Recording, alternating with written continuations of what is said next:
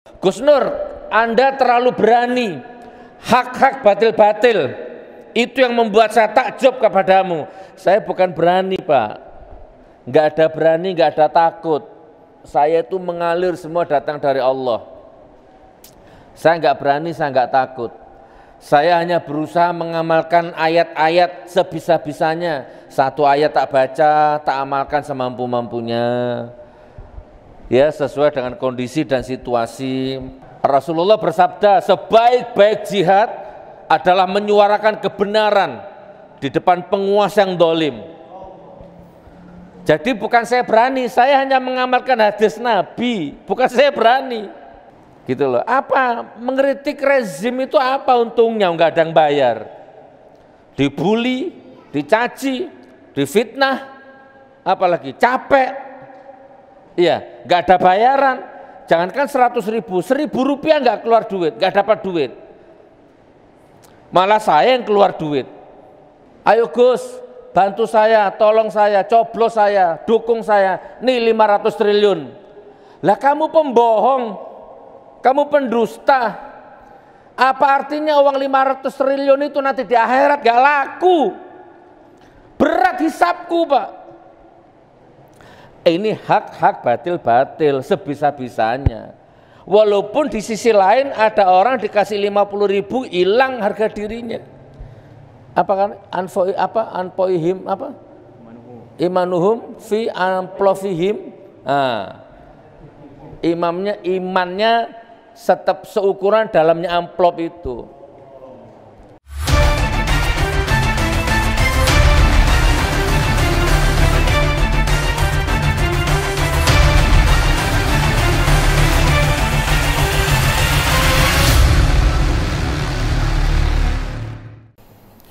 Assalamualaikum warahmatullahi wabarakatuh.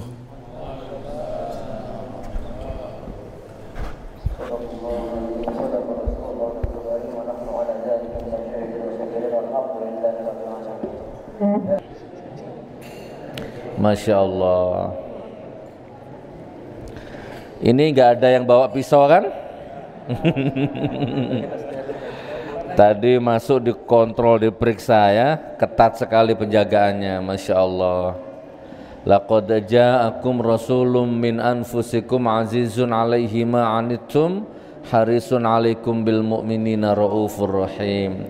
Fa in tawallaw faqul hasbiyallahu la ilaha illa huwa alaihi tawakkaltu wa huwa rabbul arsyil azim. Insyaallah secara qauliyah, ya, secara laduni itu kalau Anda amalkan ayat tadi itu, Anda dihindarkan dari mati kecelakaan, mati pembunuhan, atau mati disihir orang, kurang lebihnya seperti, karena itu ayat itu secara tersirat mengabarkan telah datang seorang rasul dari bangsamu, dari kaummu, yang dia sangat memperhatikan penderitaanmu gitu.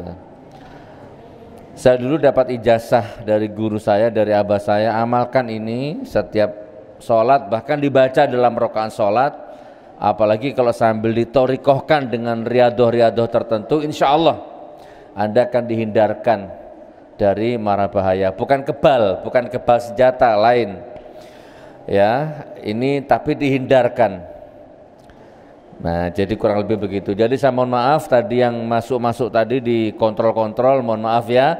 Itu bagian dari prosedur dari ketua BKM masjid ini demi keamanan ya. Sebenarnya walaupun tanpa digitukan pun nggak apa-apa, insya Allah. Bukan saya takabur, insya Allah saya juga punya tingkat kewaspadaan yang tinggi, insya Allah ya. Barakallah. Alhamdulillah. Saya dulu sempat nyesal, ya Allah kenapa engkau lahirkan aku dari anaknya pendekar, dari anaknya pemain debus ya. Sekarang ternyata enggak juga, ada hikmahnya ya. Jadi insya Allah insting naluri masih ada lah ya. Masya Allah. Terus gini Bapak Ibu, tadi berapa yang ngasih sambutan tadi? 2 ya, Bapak, Pak Haji sama Ketua Panitia. Mana? Nah, ini sama ketua remaja masjid, tiga-tiganya tadi waktu ngasih sambutan, masih ingat gak tadi? Manggil saya apa tadi? Al-Mukarrom, ulama nasional, orang besar, orang terkenal, ya kan? Macam-macam kan? Edifikasinya, edukasi dan edifikasinya seperti itu. Nah ini perlu saya klarifikasi ini perlu saya luruskan dulu ya. Tapi nggak apa-apa, beliau nggak salah secara estetika, nggak apa-apa. Cuman saya harus meluruskan ini, ya. Ya, mungkin sebagai bentuk takdim ya. Kita bersyukur masjid kita dihadiri ulama nasional, ya kan, ulama terkenal, tokoh nasional, begitu tadi itu, masya Allah. Ini perlu saya klarifikasi. Saya bukan ulama, ya. Jangankan ulama, fuqaha saja apalagi. Saya bukan ulama, saya bukan ustadz, saya bukan kiai. Ya kalau santri punyalah 300, saya punya santri 350 santri saya. Bahkan makannya, minumnya, sekolahnya, tidurnya, ngajinya saya yang biayai, gratis.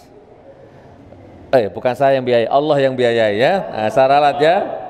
Saya ralat. Wa yarzuquhu min haitsu la yahtasib. Bukan saya, Allah ya. Oke. Saya bukan ulama, saya bukan ustadz, saya bukan apa-apa. Saya adalah saudaramu, temanmu, sahabatmu ya. Gitu ya, anggap saya anak, anggap saya saudara, dan kita memang saudara. Justru kalau boleh jujur, inna akramakum indallahi atqakum. Besok yang mulia di sisi Allah itu bukan ulamanya, bukan sorban, bukan peci putih ini. Yang lebih mulia di hadapan Allah belum tentu yang duduk di sini. Jangan-jangan besok yang mulia di sisi Allah adalah yang beriman. Ya. Sesungguhnya yang paling mulia di sisi Allah adalah orang yang beriman. Nah iman itu ukurannya bukan ini beli 20.000 di pasar ada. Jadi iman itu ukurannya kolbu. Nah kolbu itu hanya Allah yang bisa membaca hakikihnya. Jadi bisa jadi saya jauh lebih mulia dari sampean, nih jauh lebih mulia dari saya, bisa jadi di hadapan Allah. Nah, jadi jangan sampai tertipu ya. Ini hanya estetika saja. Jadi ini saya duduk di atas ini. Secara adat budaya nggak boleh ada orang tua kok. Nah, tapi udahlah kita netralkan semua. Saya minta maaf kalau saya duduk di atas ya. Ini bukan bermakna kurang ajar, tapi ini memang begini. Kecuali saya duduk di sini ya, baru nggak boleh ya. Kurang lebih seperti itu. Sudah ya. Jadi supaya acara ini berkah, supaya Anda tadi kehujanan, kesini, naik motor, apa tadi itu, investasi waktu, bensin, tenaga, uang, supaya itu tidak sia-sia, ada beberapa kaidah yang harus kita penuhi dulu. Supaya Anda pulang nih bawa ilmu gitu loh, bawa fadilah, bawa karomah, bawa maunah, supaya besok pagi Anda dapat rezeki yang besar ya, bisa kesehatan, bisa apapun. Maka ayo kita clearkan dulu. Saya bukan ulama, saya bukan kiai, saya bukan ustadz, dan Anda jangan terlalu takjub sama saya, enggak boleh. Takjublah kepada Allah, takjublah kepada Rasulullah, takjublah kepada ayah dan ibumu. Saya enggak usah, biasa aja. Halo bro gitu ya. Biasa aja. Barakallah. Jangan ada jarak di antara kita. Jangan ada dusta di antara kita, ya. Berat tadi itu ulama nasional. Berat. Saya manusia yang penuh aib, penuh dosa. Kalau saya tampak mulia di dalam pandangannya Anda semua, tampak mulia di dalam pandangannya Anda semua, bukan berarti karena ilmu saya, belum. Karena Allah masih nutupi aib saya. Kalau Allah buka aib saya, ngeri. Saya tempatnya aib, Anda tempatnya aib, kita semua tempatnya dosa. Ayo pandai-pandai menutupi aib. Saya tutup aibmu, tutup aibku, kan begitu ya. Ayo, siapa angkat tangan? Angkat tangan. Siapa yang nggak punya dosa? Angkat tangan. Loh, punya semua ya? Bahkan, Masya Allah. Pokoknya ini aib semua ini. Saya juga aib. Makanya ayo kita satukan pikiran.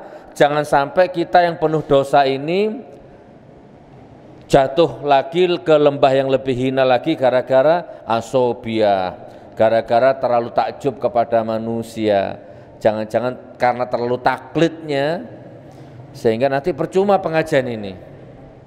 Gitu ya saudaraku ya. Sudah sering saya katakan, apa yang membuat Anda takjub ke saya kira-kira? Gus Nur, saya takjub sama surbanmu. Gara-gara Gus Nur pakai surban kelihatan berwibawa. Ya tak lepas surban saya, enggak usah surban.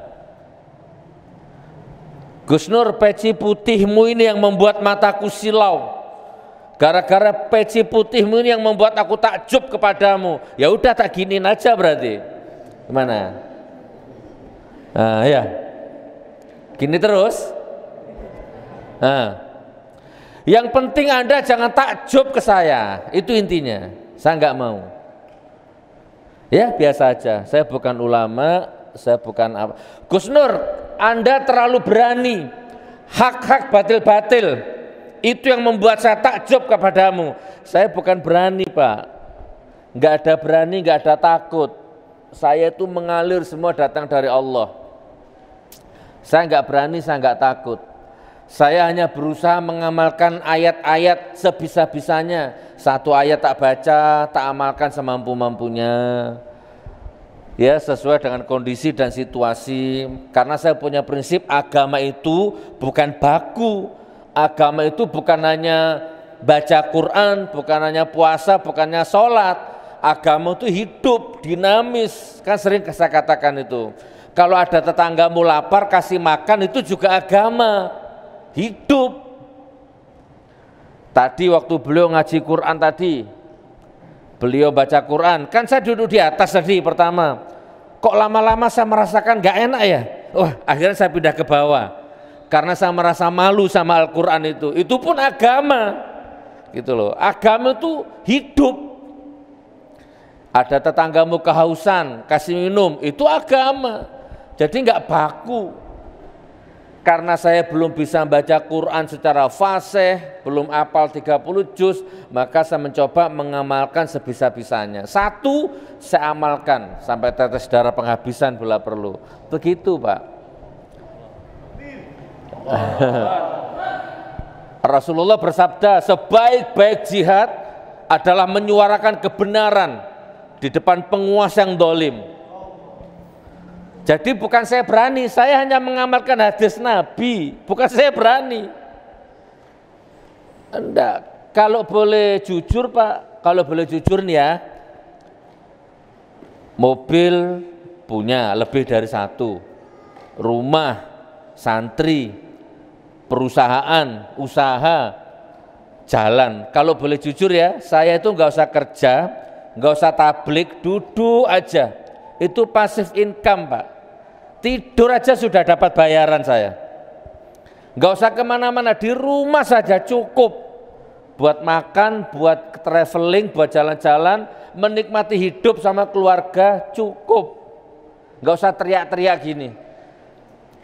Tapi kan ternyata nggak bisa teman, nggak bisa saudaraku, tetap aja keluar. Gitu loh. Apa mengkritik rezim itu apa untungnya? Nggak ada yang bayar. Dibully, dicaci, difitnah, apalagi capek. Iya, nggak ada bayaran. Jangankan 100.000, 1.000 rupiah nggak keluar duit, nggak dapat duit. Malah saya yang keluar duit. Jadi, tapi itu semua saya korbankan, nggak apa-apa sudah, karena memang tujuannya bukan uang, bukan materi. Saya bukan berani, saya bukan pemberani, saya hanya menjalankan hadis Nabi walaupun cuma satu. Khairun nas anfa'uhum linnas. Itu pun juga saya amalkan semampu-mampunya. Bangun rumah belum selesai, masih kurang uang, belum selesai nih, tiba-tiba ada orang minta dibangunkan rumah. Ya Allah, rumahku belum selesai ya Allah, masa ada orang minta bangunkan rumah. Tapi kalau saya lihat rumahnya memang layak Pak, roboh Pak, tidak layak huni. Akhirnya tidak punya pilihan. Bukan berarti saya dermawan, bukan, saya sedang mengamalkan hadis Nabi, khairun nas anfa'uhum linnas. Bukan berarti saya sok jago, banyak duit gitu, enggak. Sampai di sini clear ya. Saya bukan pemberani, saya bukan pahlawan. Saya manusia biasa, punya anak, punya istri, punya keluarga, ya, punya perhitungan, punya idealis, punya realistis, hitung-hitungannya ada Pak. Tapi semua saya korbankan bukan karena berani sekali lagi, tapi karena lagi menjalankan agama semampu saya, sesuai makom saya. Ada ayat begini, Bismillahirrahmanirrahim. La tajidu qauman yu'minuna billahi wal yawmil akhir yuwaddu naman haddallaha wa rasulah walau kanu aba'ahum au abna'ahum au ikhwanahum au ashiratahum ulaika kataba fi qulubihimul iman wa ayyadahum biruhim minhu wa yudkhiluhum jannatin tajri min tahtihal anharu khalidina fiha. Surat apa ini? Al-Mujadalah ayat 22. Coba dibuka nanti. Saya lagi ngamalkan ini Pak. Tidak akan kamu dapati, perhatikan, tidak akan kamu dapati satu kaum yang percaya kepada Allah dan hari akhir itu bisa bermesra-mesraan dengan kaum yang benci Allah, benci Rasul. Nggak akan Pak. Kalau saya sederhanakan bahasanya ya, tidak akan kamu dapati satu kaum yang percaya Allah, percaya Rasul, percaya Allah, percaya akhirat, cinta Allah, cinta Rasul, besok di surga itu bisa mesra-mesraan sama orang yang benci Allah, benci Rasul. Nggak ada. Walaupun itu bapaknya, perhatikan. Walau kanu aba'ahum au abna'ahum, walaupun itu anaknya. Au ikhwanahum, walaupun itu saudaranya. Jadi bapak sama anak, kalau yang satu benci Allah, yang satu cinta Allah, besok di surga nggak ketemu Pak. Di akhirat nggak ketemu. Jadi ini bukan berarti saya berani, pemberani, pahlawan, bukan. Saya lagi ngamalkan ayat ini. Maka anakku sekalipun, kalau dia nentang Allah, dia nentang Rasulullah, selesai urusan bapak dan anak. Makanya mumpung itu belum terjadi, sedari kecil sudah aku peluk itu anak-anak. Ayo nah, Allah, Allah, Rasulullah, Rasulullah. Karena saya nggak mau aku sama anak-anakku besok pisah di akhirat. Gitu Pak, ini ayat. Dan ayat ini Bapak tahu ayat ini asbabun nuzulnya? Sahabat Nabi Abu Ubaidah bin Al-Jarrah, perang Badar. Abu Ubaidah ini pecinta Rasul, sahabat Rasul, bentengnya Rasul.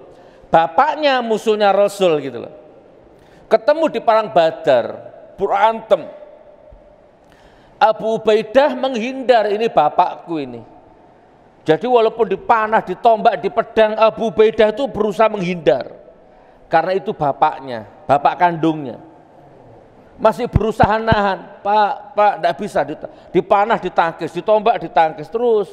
Tapi karena terus bapaknya ngejar, maka sampai di momentum tertentu, titik koordinat tertentu, akhirnya Abu Ubaidah memutuskan bismillah tawakkal Allah la haula wala quwata illa billahil Allahu akbar. Akhirnya dibunuh bapaknya itu. Mati bapaknya. Maka turunlah ayat ini gitu loh. Gitu Pak. Bapaknya dibunuh sama anaknya. Ya jangan ditelan mentah-mentah ya, nanti sampai pulang dari sini dibunuh bapaknya. Jangan ya. Ngaji itu harus kauliyah, kauniyah ya. Dua-duanya jalan. Makanya saya simpel hidup ini. Seandainya ada caleg nyalonkan wali kota, nyalonkan presiden, Kalau di mata saya dia curang, dia culas, dia pembohong, dia pendusta, jangankan 1 juta, 1 juta triliun ngasih uang saya untuk nyoblos, saya tolak. Jelas, gampang prinsipnya. Ada calon wali kota nyogok saya 500 triliun. Kalau di mata saya dia pembohong, pendusta, demi Allah sebisa-bisanya saya tolak uang itu. Karena hidup itu semudah itu sebenarnya. Tetapi sebaliknya, kalau ada calon wali kota, calon gubernur, calon presiden yang jujur, yang amanah, nggak usah nyogok, nggak usah bayar. Bila perlu aku yang infak hartaku, infak waktuku untuk mendukung kamu. Sampai nyawa saya pertaruhkan. Asal kamu jujur, kan begitu. Begitu hidup saya, begitu cara beragama saya. Ayo Gus, bantu saya, tolong saya, coblos saya, dukung saya, nih 500 triliun. Lah kamu pembohong, kamu pendusta. Apa artinya uang 500 triliun itu nanti di akhirat gak laku?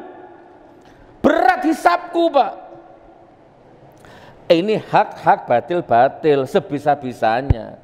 Walaupun di sisi lain ada orang dikasih 50.000 hilang harga dirinya. Apa kan anpoihim apa imanuhum fi amplofihim, imannya tetap seukuran dalamnya amplop itu. Dikasih 50.000 hilang harga dirinya, hilang idealisme, hilang harga diri, hilang iman. Sudah tahu pembohong kok cuma 50.000 dicoblos, sengsaranya 5 tahun. Kamu nikmati 50.000, gak 1 jam habis. Tetanggamu akhirnya menjadi korban juga gara-gara imanmu yang 50.000 tadi itu. Wattaqu fitnatalla tusibanna alladziina dzalamu minkum khassah. Jadi ada orang yang kena azab walaupun dia nggak melakukan kedoliman, orang lain yang dolim tapi dia dapat dampaknya juga. Sampai siapa namanya? Tinggal di RT berapa? Di Gang Masjid. Umpama ini sama ini tetangga semua ini. Terus ada saya calon wali kota nih. Yang ini tak mau, tak kasih 50.000 kok nggak ada yang mau, ini imannya kuat semua ini. Ini yang mau. Umpama ya kan, udah makan dia 50.000. Begitu jadi pejabat bohong saya, dia nggak kenyang 50.000 sebenarnya. Akhirnya ini jadi korban semua ini gara-gara kebijakan saya, tak gusur. Terpilih gara-gara 1 suara karena dia yang nyoblos itu, gara-gara 50.000. Diazab sama Allah, berat hisapnya. Antum yang tidak ikut apa-apa kadang-kadang kena dampaknya. Ya begitu rumusnya. Gimana? Mau 50.000? Naudzubillah min dzalik ya. Nah, kabar buruk, saya bukan ngomong politik, kabar buruknya saudaraku, saya nggak mau milih siapapun karena saya tahu sistemnya. Saya nggak akan percaya, saya berdaulat, bismillah. Tapi walaupun saya nggak milih, bukan berarti saya bukan berkhianat kepada negara, Pak, bukan. Makanya saya sebisa-bisanya tak habiskan SDM saya untuk membahagiakan orang lain. Saya bedah rumah Ustadz, saya bedah rumah fakir tak bedah. Ada yang masuk YouTube, ada yang tidak masuk YouTube. Jangankan Anda, admin saya nggak tahu. Yang tahu cuma saya, anak saya, istri saya. Rumah yang saya bedah di YouTube cuma 6. Yang tidak masuk di YouTube Anda nggak tahu. Saya juga punya denting melodi sufistik tersendiri kepada Allah saya ini. Gitu. Kenapa tertawa Mas? Nemu di mana bahasa tadi itu? Masya Allah. Kalau masuk di YouTube itu karena saya ingin ngajak orang untuk berbuat baik. Teman-teman, ini loh ada rumah ndak layak, orang ndak punya, yuk dibangun yuk. Biayanya 30 juta, saya 10 juta. Yang 20 ayo digotong rame-rame yuk. Itu pun kadang nggak tembus 20 Pak.